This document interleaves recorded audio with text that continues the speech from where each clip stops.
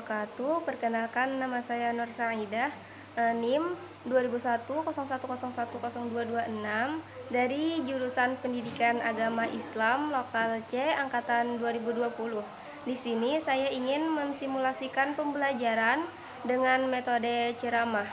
Sebelumnya, saya berterima kasih kepada Bapak Rahmat Rizkiansyah, SPD, SAP, MPD, MA selaku dosen pengampu mata kuliah Metodologi Pembelajaran Pendidikan Agama Islam.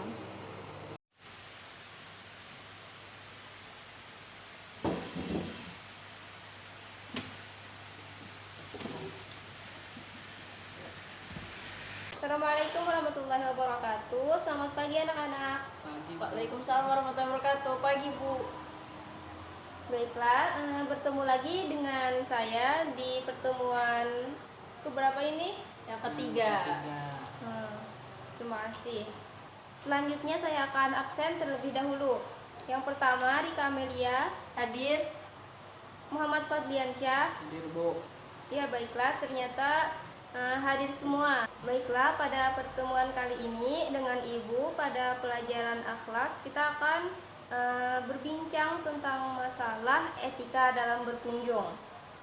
Di sini Ibu jelaskan terlebih dahulu ya. Islam menganjurkan semua bentuk keutamaan, baik yang terkait dengan persoalan individual maupun hubungan sosial. Islam juga mengecam semua hal yang mendatangkan bahaya bagi diri sendiri maupun orang lain, baik terhadap jiwa, harta benda, maupun kehormatan. At-Tabrani meriwayatkan dari Ubadah bin Samit radhiyallahu an bahwa Rasulullah SAW pernah ditanya tentang izin masuk rumah. Beliau lantas bersabda, barang siapa menebar pandangan matanya sebelum meminta izin dan mengucapkan salam, maka ia tidak pantas mendapatkan izin dan ia telah durhaka kepada Tuhannya. Artinya, ia telah berdosa karena melihat ke dalam rumah orang lain tanpa meminta izin. Sebab tujuan meminta izin dari penghuni rumah adalah untuk menghindari pandangan yang tidak diharapkan oleh penghuni rumah. Penerapan etika ini secara jelas diterangkan oleh hadis riwayat Al-Bukhari, Muslim, Abu Dawud, dan An-Nasai dari Anas bin Malik radhiyallahu an. Ia menceritakan seorang lelaki mengintip ke salah satu kamar Nabi SAW. Beliau lantas berdiri menghunus satu atau beberapa anak panah bermata lebar. Aku melihat beliau bersaksi seakan-akan hendak melukainya. Hadis ini menunjukkan larangan mengintip dan bahwa orang yang mengintip pantas dihukum colok mata untuk mendidiknya. Hadis senada diriwayatkan oleh Al-Bukhari, Muslim, At-Tirmizi, dan An-Nasai dari Sahal bin Sa'ad Al-Sa'idi radhiyallahu an.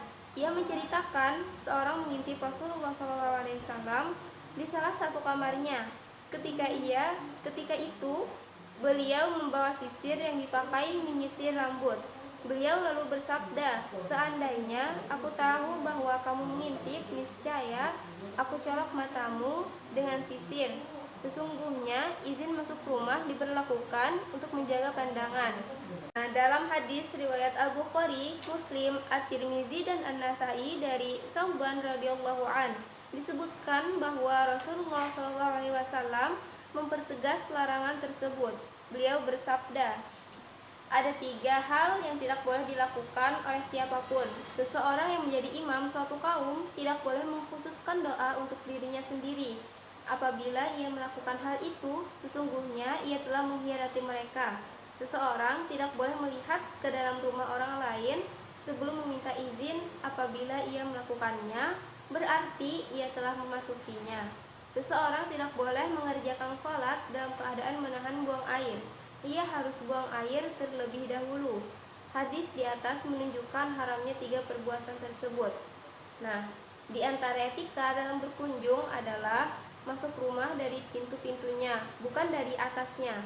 Hal ini berdasarkan hadis riwayat At-Tabrani dalam kitab Al-Mu'jam Al-Kabir dari Abdullah bin Busur radhiyallahu an. Ia menyatakan pernah mendengar Rasulullah SAW bersabda, janganlah kalian mendatangi rumah-rumah dari arah depan yang berhadapan langsung, dengan pintu-pintunya, tetapi datanglah dari arah samping, lalu mintalah izin apabila kalian diberi izin, masuklah, dan apabila kalian tidak diizinkan, kembalilah. Maksudnya, janganlah menghadap lurus ke arah pintu tersebut atau berdiri tepat di depan pintu. Akan tetapi, berdirilah di samping pintu atau tempat lain yang tertutup dengan penghalang, sehingga pandanganmu tidak tertuju ke dalam rumah. Demikian penjelasan dari Ibu. Kepada anak Ibu sekalian, apakah ada yang ingin ditanyakan? Ya, dipersilahkan. Rika izin bertanya, Bu. Apakah diperbolehkan kita berlama-lama bertamu di rumah orang, atau untuk lebih mudahnya apa hukumnya, Bu, ketika kita berlama-lama berkunjung ke rumah orang? Terima kasih. Baik, terima kasih Rika Amelia. Ya, Bu. Terima kasih Rika Amelia atas pertanyaannya. Sekarang Ibu akan menjelaskan tentang pertanyaan dari Rika Amelia tadi. Adab bertamu yang telah banyak dilupakan kita, yaitu ketika kita bertamu jangan terlalu lama, dan lihatlah kondisi tuan rumahnya. Terkadang kita sebagai tamu bahkan ada yang sengaja menunggu jam makan terlebih dahulu. Andaipun ia menunggu jam makan terlebih dahulu untuk makan misalnya, maka hendaklah kita setelah makan jangan terlampau lama duduk di situ sekiranya sudah kita berkunjungkan dari tadi. Meskinya kita sebagai tamu haruslah tahu diri dan dapat membaca situasi tuan rumah terlebih dahulu.